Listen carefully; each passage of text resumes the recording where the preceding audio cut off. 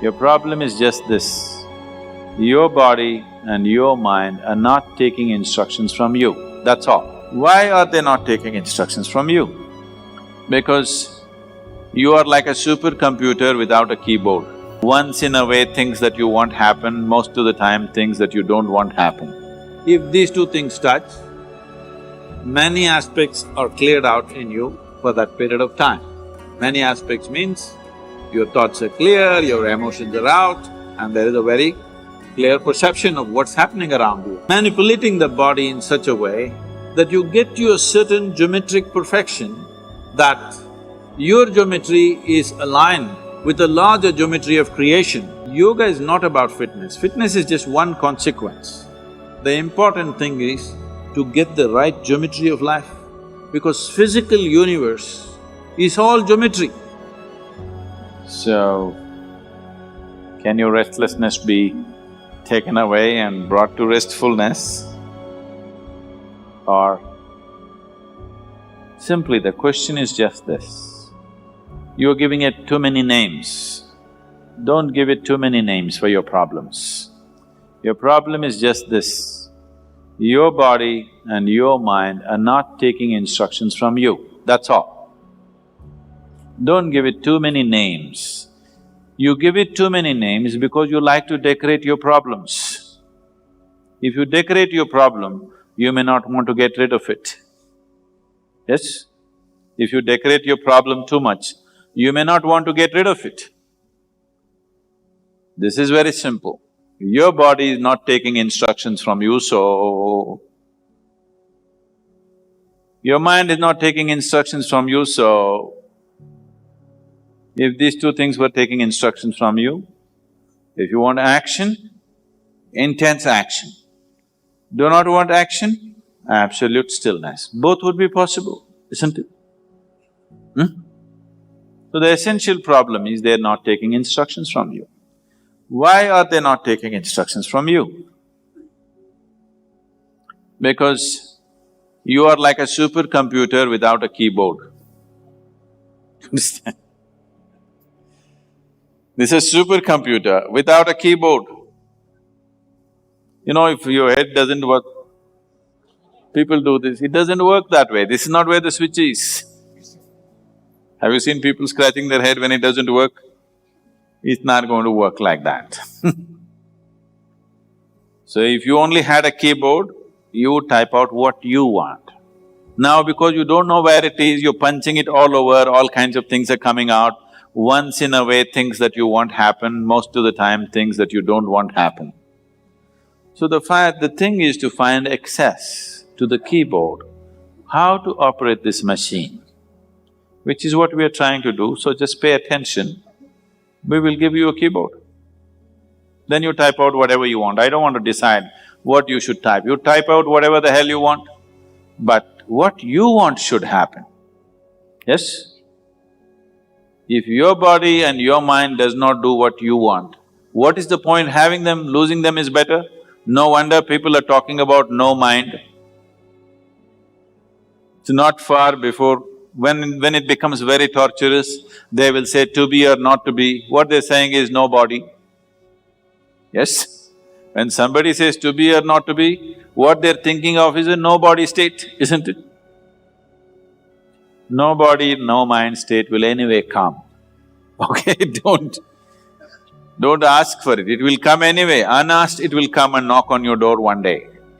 Till then, the thing is to use these two wonderful things that you have and see what you can do with this. So, it is just that, for one person, the keyboard may be touch mechanism. Or for one person, it's like this, just a verbal instruction, your phone works. You have a phone like that? With verbal instruction, it works. There is one, if you just lightly touch like this, it'll work. There's another one, if you do this, it'll work. There are some, you have to do that. Have you seen like a 1970s some espionage movie or a James Bond movie, they have a phone which is this big. Have you seen? Have you seen these things? This big phone, bigger the phone, the longer it is going, that's what they meant to say in those movies. Big phone like this. Now only this much phone, hands-free, you can speak. Because technologies have improved, accordingly in each person, it may be different kind. One may just change by instruction, another needs light punching, another needs little more, another needs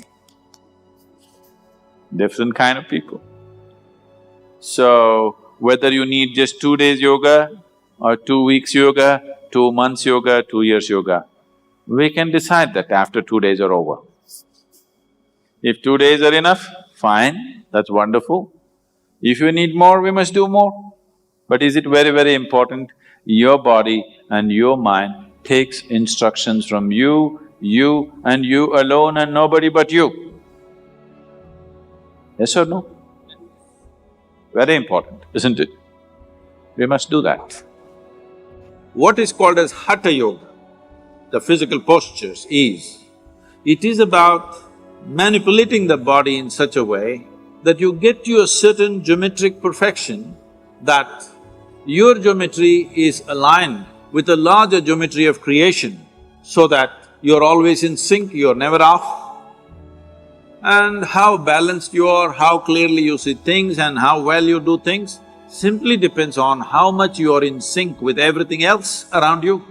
Whether it's people or trees or life or just space, are you in sync with it or not will decide how smoothly, how friction-free is your function in the world. Now, I don't sit like this all the time, only when I speak.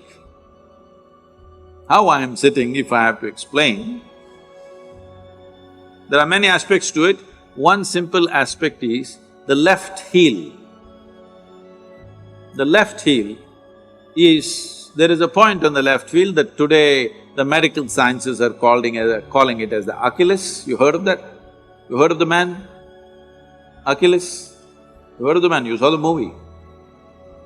You didn't see the movie? Troy? You didn't see? Very innocent boy.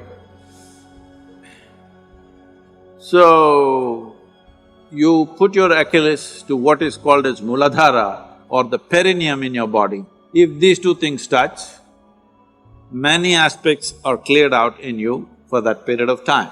Many aspects means your thoughts are clear, your emotions are out, and there is a very clear perception of what's happening around you. You heard that Achilles was killed because an arrow was shot to his heel. You don't believe if somebody hurts your heel, you will die, isn't it so? But Achilles died that way. And there's another person who died that way in India way before him.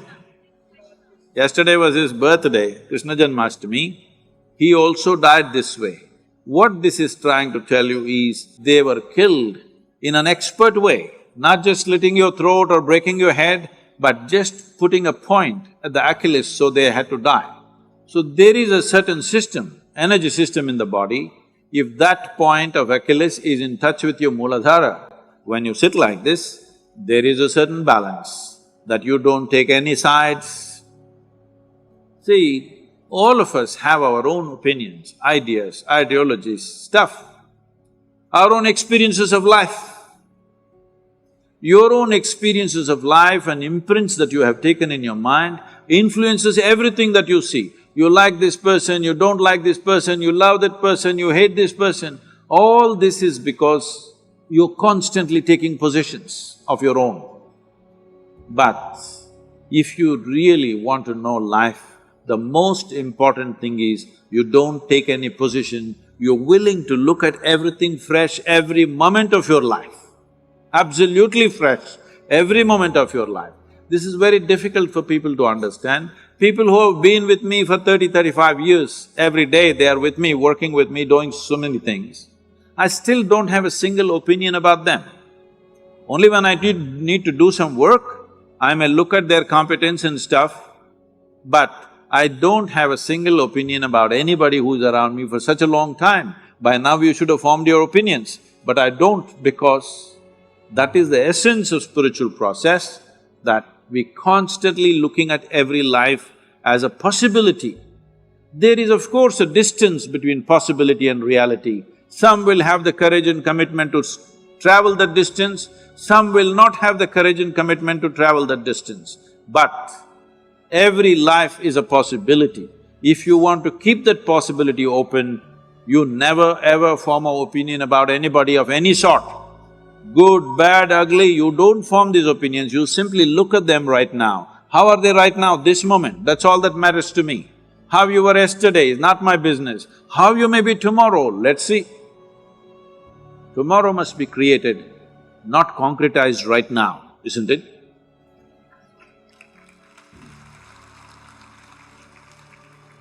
It's a certain geometry of the body. If you manage the geometry of the body well, you must…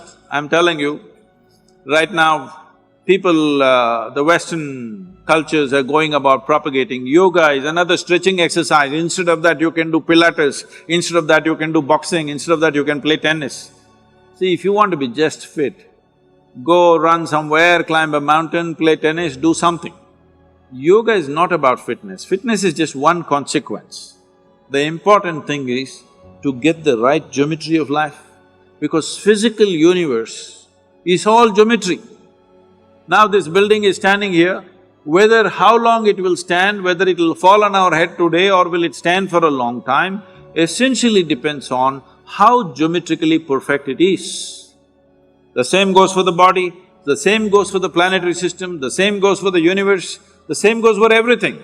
Planet Earth is going around the sun, not with a steel cable attached to it, just perfection of geometry, isn't it? If little off geometry, if it happens, it's gone forever. And that's true with you also.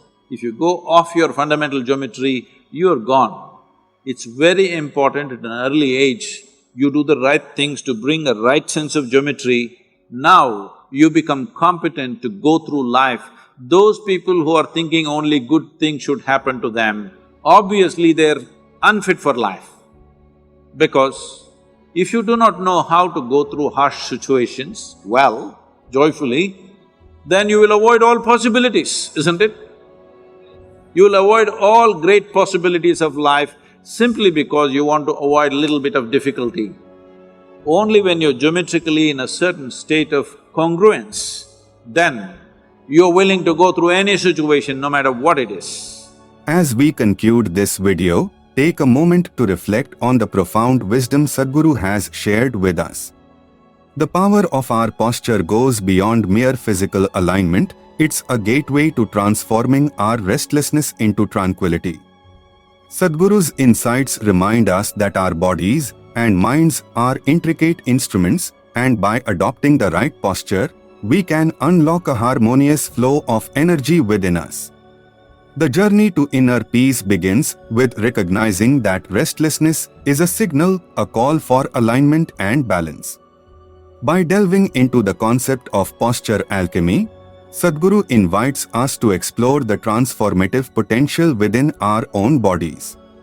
This understanding is a key to unlock a peaceful state of being, a state where our mind finds its keyboard and our actions become harmonious with our intentions.